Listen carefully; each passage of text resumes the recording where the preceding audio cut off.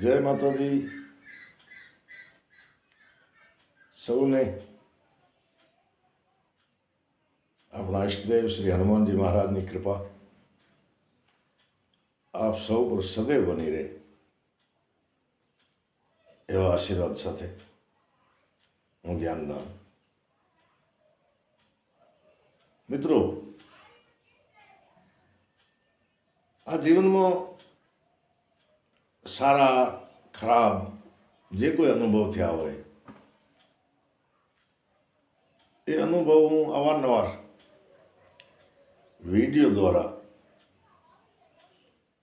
તમામને શેર કરતો હોઉં છું.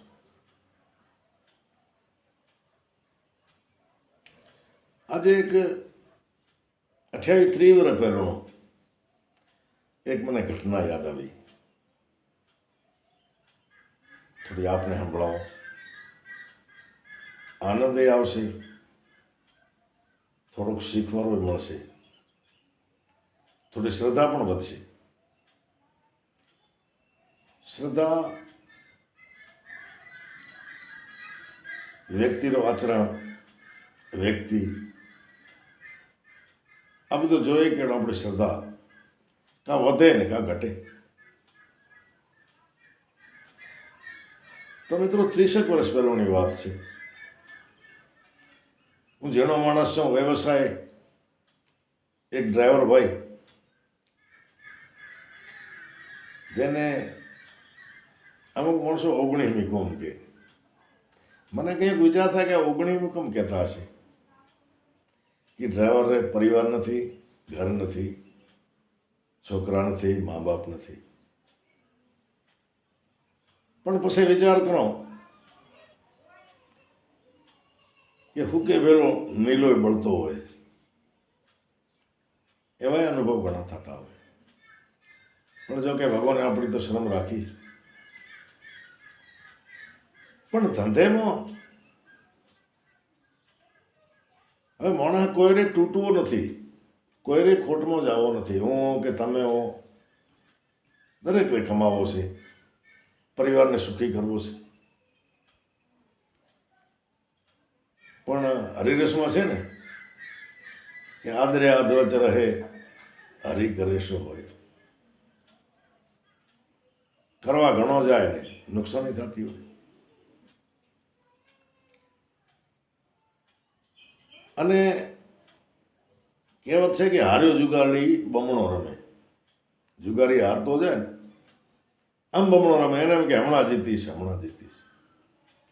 આ જીવન છે એ પણ એક જુગાર જ છે. તો હું ગાડી હાંકતે હાંકતે થોડા ટેકાટેકી કોઈ ભાઈ કને કરી, કોઈ કમ, કોઈ વ્યાજમાં લીધા, એક ગાડગી લીધી. પણ ગાડી કહું કે એવી ટાઈમ રી આવીએ છીએ, તૂટતો જ ગયો.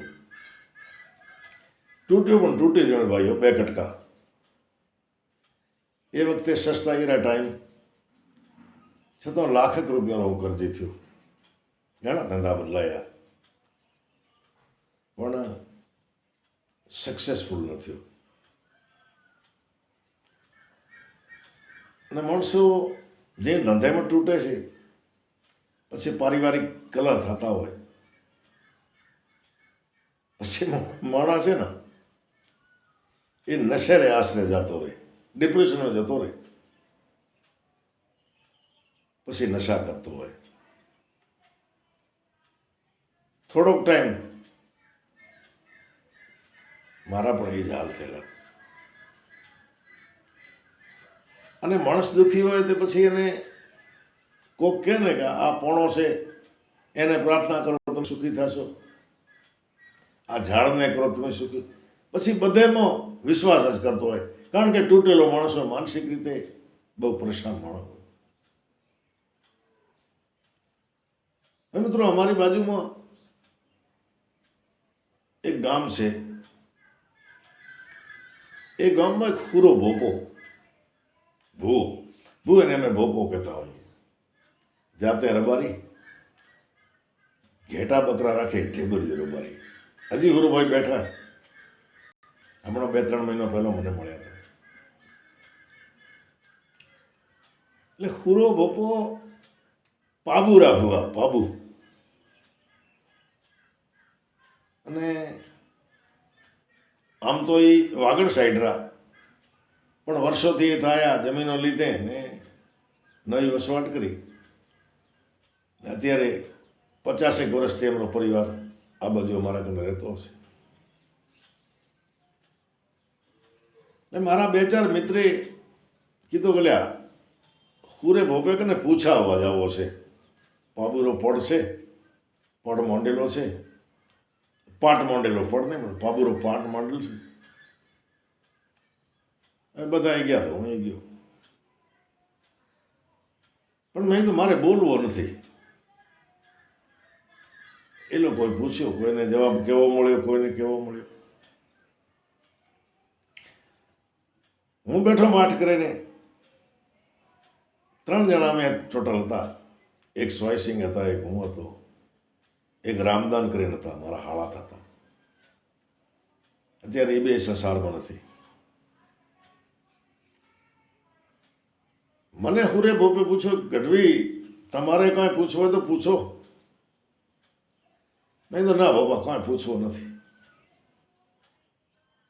અને ભાઈ ભુવેને વાયરો આવ્યો, વાયરે મેં મંડ્યો ધોણવા. હવે ભોપે કોઈ દી મારો ઘર જોયેલ નહીં, મારે ગામમાં આવે તો એ રોડે થઈને કે માર્ગે થઈને જતો હોય, મારે એને કોઈ પરિચય નહીં. એને ધૂણતે કીધું, ગઢવી તારે ઘરે દરવાજે એક પોણોનો ઢગલો પડ્યો છે. એ ઢગલામાં એક ઘંટીનો પડ પડ્યો છે, એને બાયરે કાઢીને બહાર ઘા કરી આવ, તારી વેળા વળશે. અમારું મને યાદ આવ્યું કે હા પથ્થરનો ઢગલો પડ્યો છે. એ પથરા હું મજૂર રાખી, અને અમારી બાજુમાં એક ગામ છે કૈયારીમાં પહેલાં વસ્તી રહેતી હશે, પછી વસ્તી વેપારીઓને જતી રહી. એ મકાનોના પથરા ઘણા પડ્યા હતા.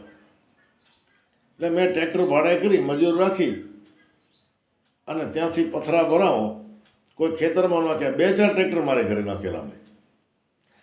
એમાં મજૂરે એક ઘંટીનો પડ નાખી દીધો, જે મને ખબર નહીં, અને ટ્રેક્ટર હાઇડ્રોલિક કર્યો એટલે પથરો નીચે દબાલ પડ્યો. હવે ભુવેને તો વાયરો ઉતર્યો. મને મનમાં એમ કે મારે બધો હવે જોવો તો પડશે. ભૂવો કોઈ દી મારે ઘરે આવ્યો નથી. અમે તો રાતના 11 વાગે બધા આવ્યા ઘરે. મેં ઘરે વાત કરી, મને કે આપણે સવારમાં પથરા ખોલો બધાય. હવે ઢગલો પડ્યો હતો, એક પથ્થરો એક બાજુ નાખવા મળ્યા. અને મિત્રો, આ હવારનો પડશે સાચો મન જેવો,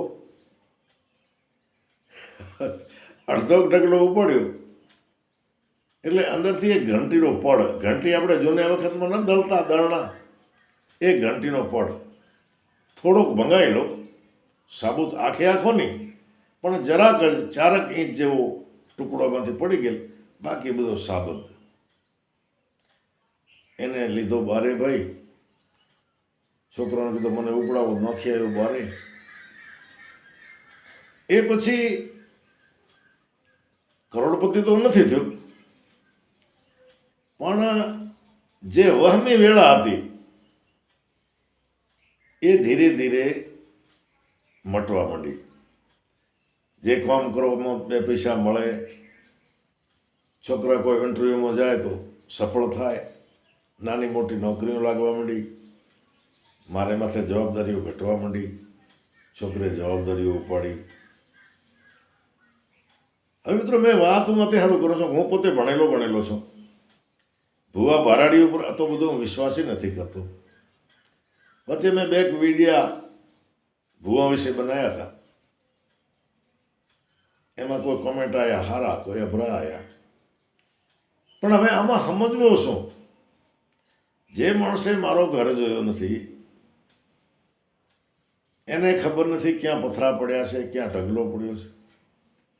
આવી કઈ શક્તિ કામ કરતી છે?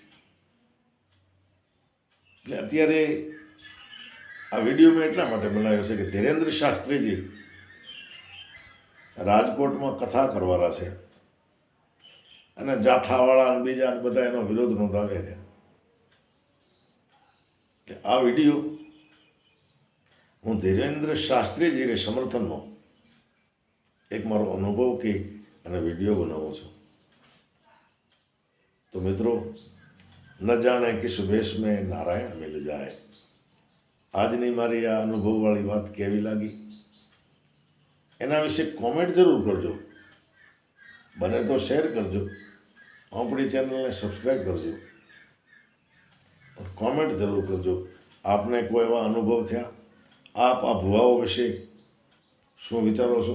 જો કે હું એમ નથી કહેતો કે બધાએ ભુવા સાચા હોય 100%, પણ મને આ અનુભવ જે થયો એના વિશે હું તો જાણું છું કે અમુક ભુવાઓમાં, બાકી કાંઈ જેટલા છે એટલા કોઈ તારા ઉતારી દે કે આપણો ભૂત ભવિષ્ય કહી દે, બધાય નહીં, પણ કોઈક એવા છે જેમાંના અમારા બાજુના ગામના સુરો બાપુ નથી મારા કને 1 રૂપિયો લીધો તેથી સામેથી ચા પીવડાવી પ્રસાદ દીધો હતો. મિત્રો, જ્યારે આવા અનુભવ થાય ત્યારે આપણે માનવા મજબૂત થઈએ કે કોઈક શક્તિ છે જે આ ભુવાઓને માર્ગદર્શન આપતી હોય છે અને ભુવા જે છે આપણને માર્ગદર્શન આપતા હોય. તો આજની વાત અહીંયા પૂરી કરો. મારી વાણીને વિરામ દો. ફરી મળીશું કોઈ બીજી વાતમાં. ત્યાં સુધી જય માતાજી, જય હો.